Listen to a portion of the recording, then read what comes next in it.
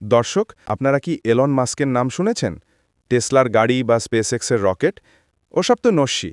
আসল ইঞ্জিনিয়ারিং আর আর্কিটেকচার দেখতে হলে আপনাকে আসতে হবে গাজীপুরের জয়দেবপুর রেল স্টেশনে। এখানে জেলা পরিষদের অর্থায়নে গড়ে তোলা হয়েছে এক মহারাজ্য, আর এই মহারাজ্যের মধ্যমণি হল মাত্র 4টি পানির কল।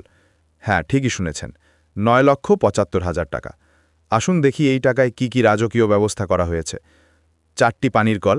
এই কলগুলো কি সাধারণ পিতলের, নাকি ভেতরে লুকানো আছে কোনো বিশেষ টেকনোলজি যা পানিকে সরাসরি শরবত বানিয়ে দেয়?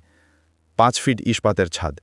এই ছাদটা কি নাসার কোনো মহাকাশযানের মেটাল দিয়ে তৈরি, যা রোদ থেকে বাঁচানো ছাড়াও কি বজ্রপাত ঠেকিয়ে দেয়? 3 সাইডে ইটের বুনিয়াদ।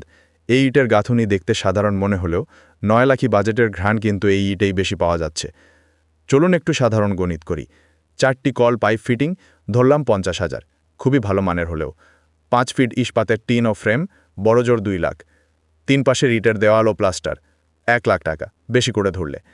বাকি 6,75,000 টাকা কোথায় গেল? আমাদের ধারণা সম্ভবত এই কলের পাইপগুলো সরাসরি সুইজারল্যান্ডের কোনো ব্যাংকের সাথে যুক্ত করা হয়েছে, অথবা এই পানির প্রতিটা ফোঁটায় মিশে আছে অদৃশ্য কোনো গোল্ড ডাস্ট। টাকা তো আপনাদেরই ট্যাক্সের, তাই না? তাই তৃষ্ণা মেটাতে যখন এই 9 লাখি কলে পানি খাবেন, তখন পানিটা একটু গিলে সাবধানে খাবেন, পাছে আবার সোনা মনে করে কেউ চুরির দায়ে ধরে না ফেলে। অবস্থান: 9,75,000 পানির কলের সামনে, জয়দেব।